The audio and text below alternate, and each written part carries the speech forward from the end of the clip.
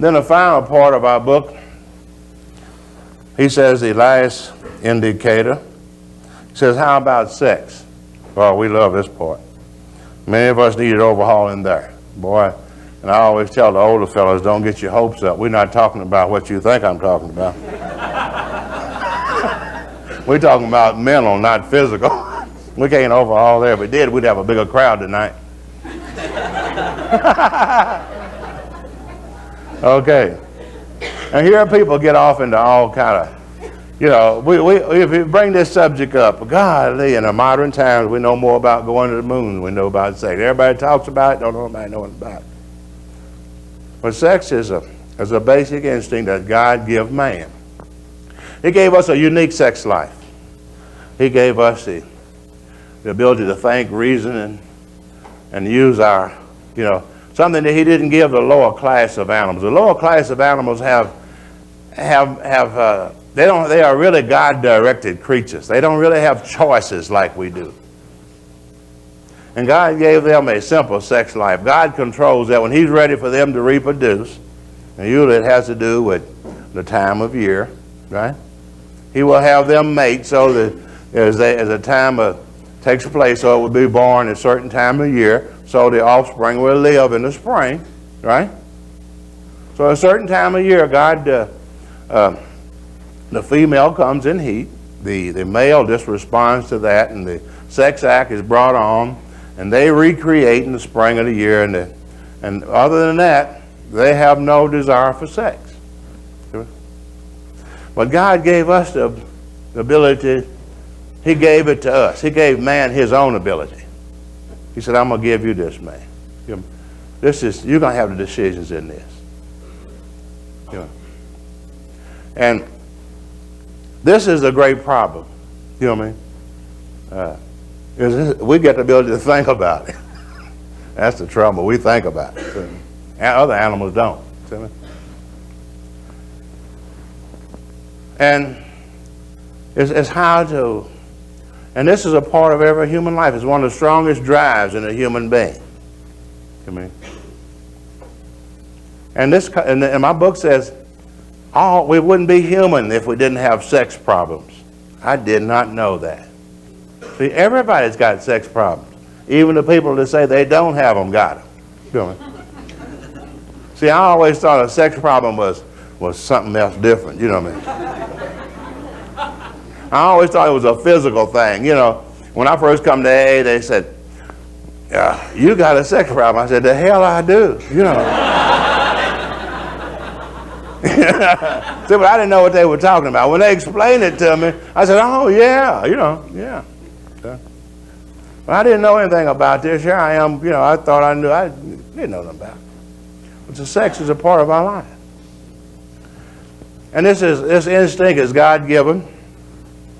And it's really, we're not talking about this book is not going to get into our sex life, really. Not to our sex conduct. It's not going to get into telling us what to do and what not to do. It's not going to give rules.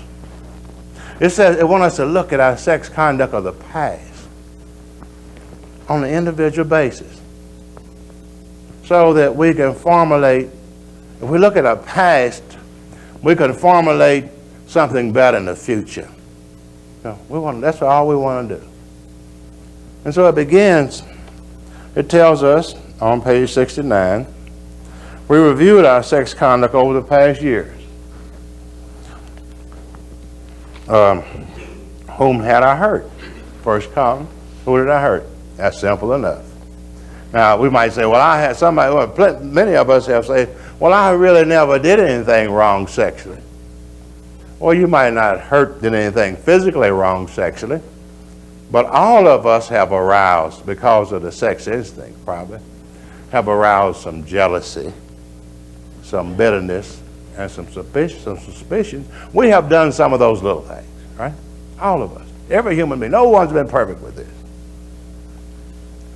I usually in this sex, I love to tell about one of my favorite stories about the young man who was going to get married, and he had a problem. They wanted to get married, and he was doing Lent, and he went to the priest, and the priest said, well, I can't marry you, it's doing Lent. And the They said, Father, we want to get married bad, real bad. I said, well, I can't marry you unless you make some sort of supreme sacrifice. And they said, well, we'll do anything you say. They just wanted to get married. He said, well, what kind of sacrifice you want to make? He said, we'll sacrifice anything. And the father said, well, how about sacrificing sex until the end of until Lent? And he said, well, okay. So they volunteered to do that. And finally, a couple of weeks, the father saw him downtown. He was talking to a young man. He said, great, hi, good to see you. And he'd married him, and he was asking about the marriage and how they were doing. And the young man said, oh, we're doing fine, fine. And he says, how's your marriage life? I said, oh, it's beautiful. And he said, how did y'all do on that commitment? Did you keep it? Is everything going all right? The sacrifice, are you doing all right? He said, Father, we had a little problem with that. He said, we were doing fine. Until finally my wife had one of those short mini skirts, and she dropped a can of peas on the floor, and she bent over to pick them up, and he said, I just couldn't go no further. He said, don't you know they're going to put you out of church for that? He said, they put me out of the supermarket. You know.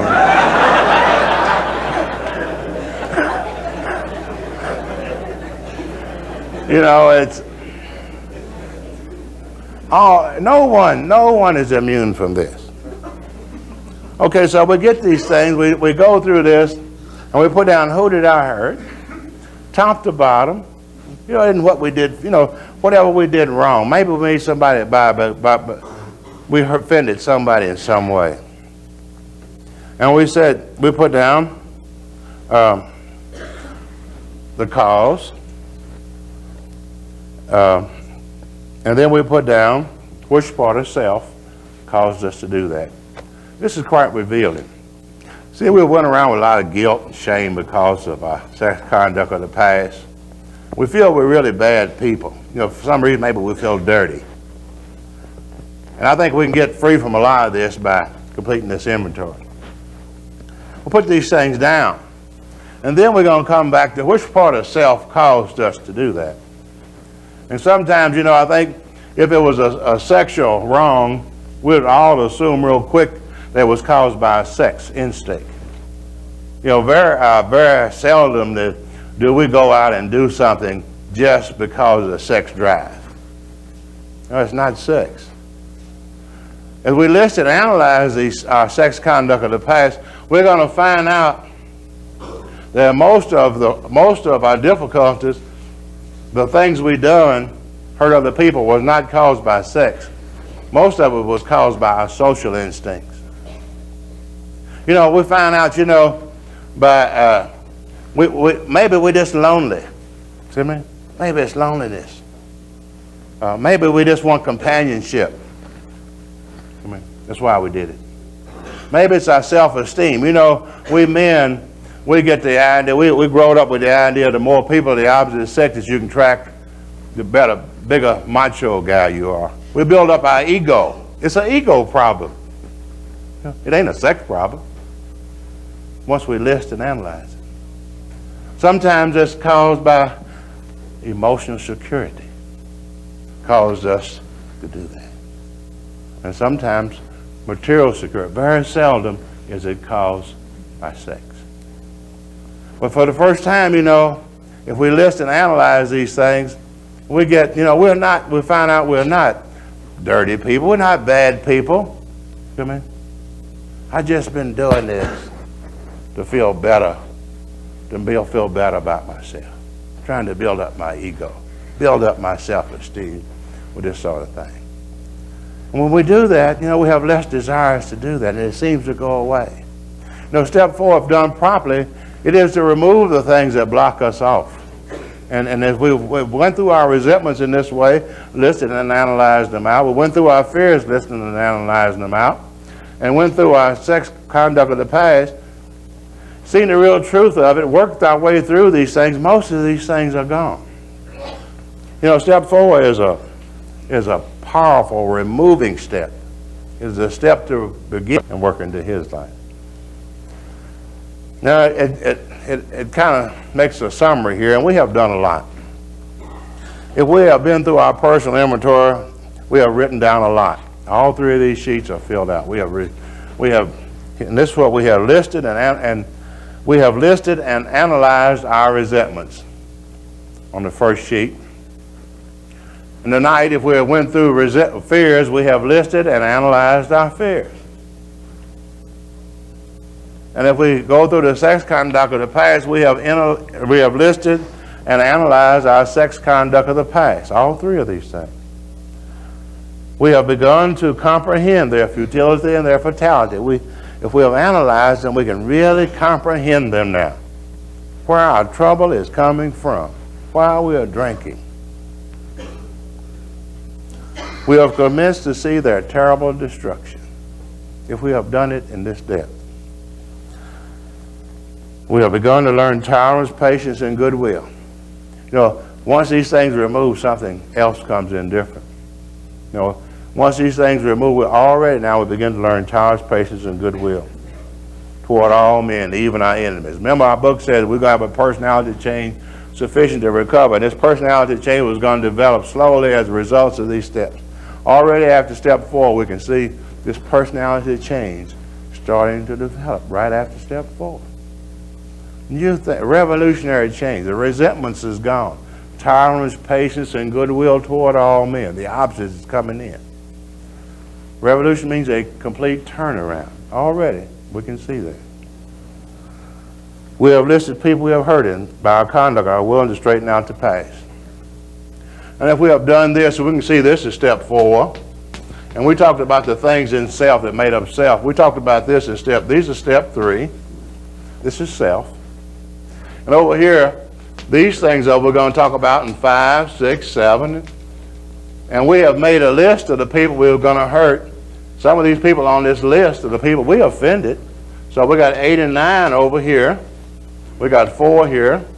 We got 3 here. We got 5, 6, and 7 here. And then we got 8 and 9 all on this sheet. If we'll work the inventory like the big book says, we have all the information for steps 5, 6, 7, 8, and 9 right on these 3 sheets. He said, in this book you read again and again that faith did for us what we could not do for ourselves.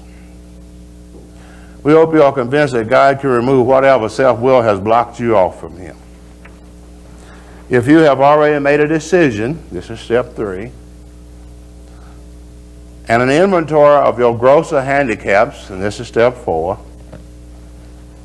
And remember it says grosser. I think everybody, this is all we have to do is start off, is looking at our grosser handicaps. Yeah, we got other handicaps. We're going to be working on these for the rest of our life. But all we want to do is start on our grosser handicaps. I think the greatest difficulty with step 4 is most people are trying to wait till they get well and then take step 4. Now that, you know, you take the step to get well. You don't wait till you get well to take the step. I mean, you just want to get the worst things, the grosser handicaps. That's all we got to do. You have made a good beginning. That being so, you have swallowed and ingested some big chunks of truth about yourself. So we have done step 4 as a big book. We have found out a lot about ourselves. For the first time, we've got a glimpse to this is our grosser handicaps. And also, we have learned a great process. Not only have we went through this and learned a lot about it, I learned something. I put something in my mind. I have learned in this process something that's been programmed into my mind. For the rest of my life, whenever a resentment comes up, by going through these sheets 3 times like this, going through the inventory process with 3 sheets, analyzing all these other things, every day in my life when when something comes up, I say, all I got to do is say, oh, this is a resentment. What is the cause of it? Every day. You know, when it comes up, I can immediately say, oh, I got a resentment. What's the cause of it? Which part of self did it hurt? Which character defect in me was out of whack? And I can immediately wipe it out. See, I don't have to go around replaying 20 years no more. I can get them as they come up. Step 4, not only analyze those of the past, but it gives me tools to get rid of all resentments on a daily basis, which we're going to talk about in step 10 for the rest of my life. Now, we have completed step 4 at this point. We're ready to really now, things move along at this point because we've got the information for 5, 6, and 7. So next week we'll start on to step 5 and we'll move right on through step 6 and 7.